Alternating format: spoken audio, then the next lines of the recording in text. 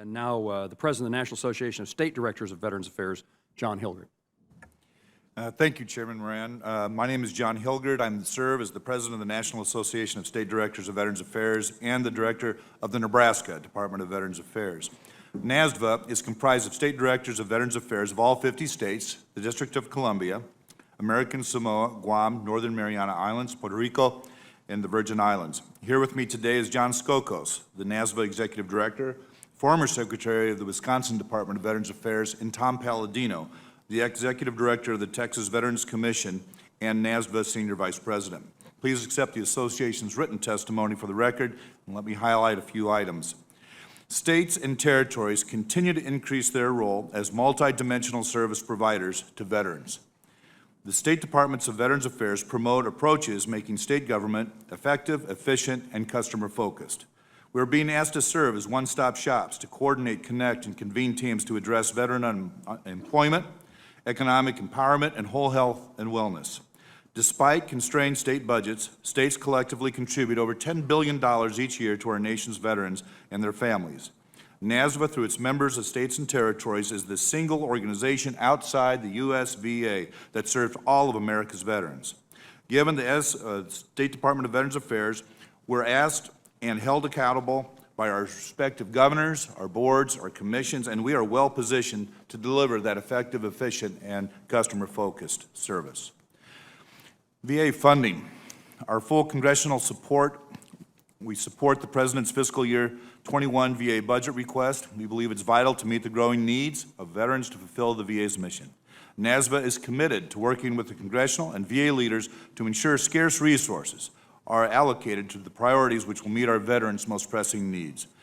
For example, in Nebraska, we anticipate receiving federal funding to expand services at our Eastern Nebraska Veterans Home, in part predicated upon the veteran population growth identified through the VA's population models. Veterans' health care, benefits, and services. We support and continue the implementation of the provisions of the VA Mission Act. NASDVA's priority for the care of our veterans are consistent with those of the VA, especially in the area of behavioral health and suicide prevention. We support an all-of-the-above approach for health care delivery. We recognize the diversity, geography, and demographic makeup of today's veterans. Our state veterans homes. The State Veterans Homes Program is the largest and one of the most important partnerships we have with the VA.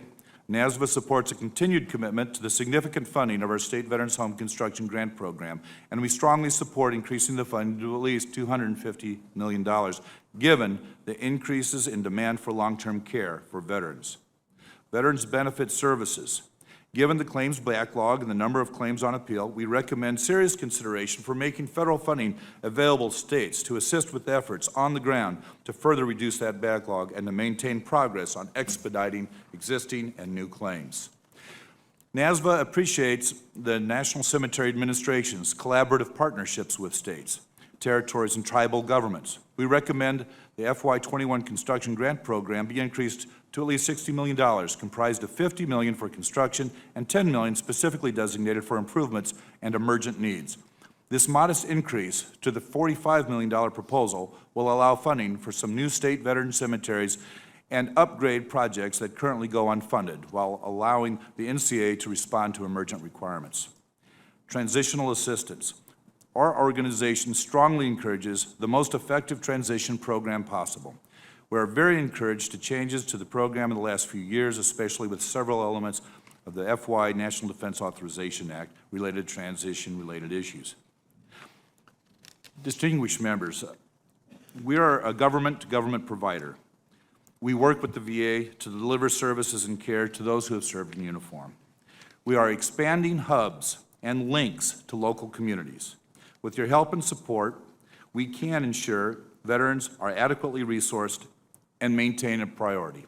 I would ask that you use us as a resource. The difficult challenges we address today are critical investments, which become the foundation of our promise to serve those who have borne the battle. Using us as a resource, we can share with you our hopes, our dreams, our visions, our frustrations, our challenges, in an unvarnished, direct approach to get that information and to test ideas on how they affect the veterans on the ground. We are here for you. And we look forward to answering any questions that you might have and working as partnership together in the future. Thank you, Senator. Thank you so much for that, that offer. I'm going to recognize Mr. Bost for 3 minutes. Thank you, Mr. Chairman. Let me follow up on that by saying thank you to each one of you. Thank you for the time that you served in our military, whichever branch you served in, but also for your service now. If people on the street, I don't think, understand how important our VSOs are to keeping us informed and how important it is, the jobs that you do.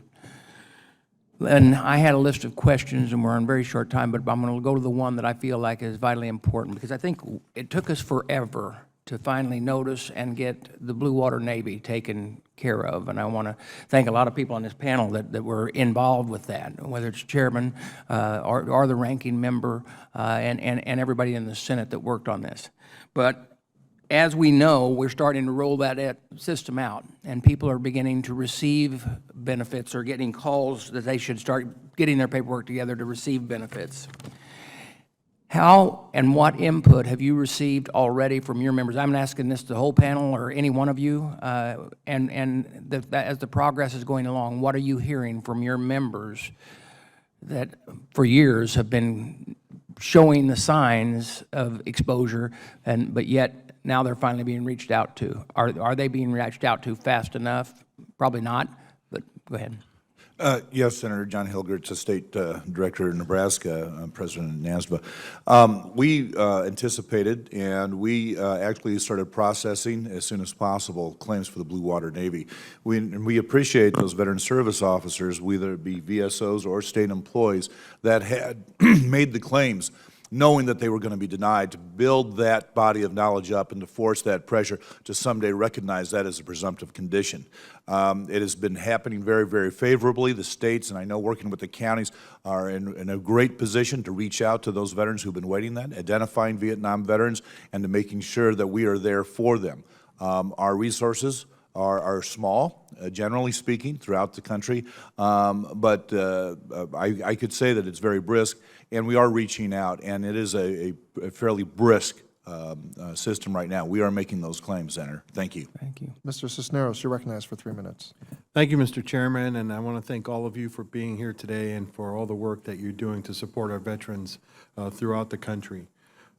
Ensuring service members receive the most adequate care and knowledge possible when transitioning from active service to civilian life is of the utmost importance to me, and that's why I started with my colleague General Bergman the Military Transition Assistance Pathway Caucus, a bipartisan group of representatives dedicated to supporting and advocating on behalf of military service members returning to civilian life, especially in addressing gaps in care when a service member transitions, including the unique barriers women service members face, and honoring the service of our nation's military retirees and their families.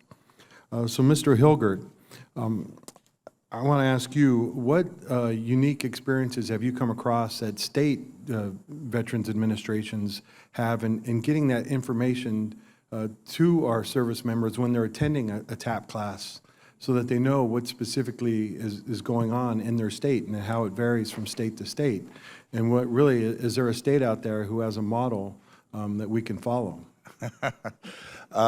You know, our experience in Nebraska and the association, I think that many states do provide support for different TAP and out processing opportunities. One of the things that we do, and I think is available to all the states, is the home of record. That DD 214, or the information now, is transferred to the state. What we do in Nebraska is we have a team that when we receive that, we send a welcome home letter and, frankly, a welcome home picnic that the governor hosts for all of our returning veterans. But we look to see who's employed. If they have a Nebraska ID, have they paid taxes?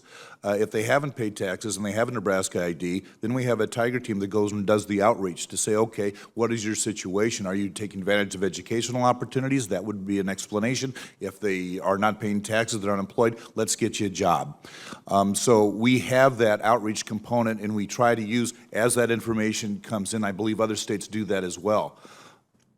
Well, look, I applaud the efforts of Nebraska, and I hope this is something that other states can learn, because I know all these different states have different benefits for each veteran when they return home, and we want to make sure that they have the knowledge when they settle in that state what those benefits are going to be. And so it is important that we get our veterans that knowledge to know what are their benefits. The better handoff from the Department of Defense to our state departments of Veterans Affairs, the better that we can position ourselves to serve those returning veterans. Yeah, and I couldn't agree more with that statement right there, and that's something that we're working on, and I'm going to continue to work on while I'm serving in this Congress. But thank you all again for being here, and Mr. Chairman, I yield back. Thank you for your presentations, and this hearing is now adjourned.